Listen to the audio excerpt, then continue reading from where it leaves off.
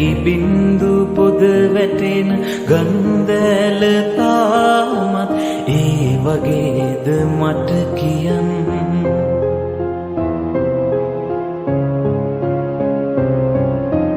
අලු පාට හැන්දෑවේ වැහි බින්දු පොද වැටෙන ගන්දැල තාමත් ඒ වගේද මට කියන්න.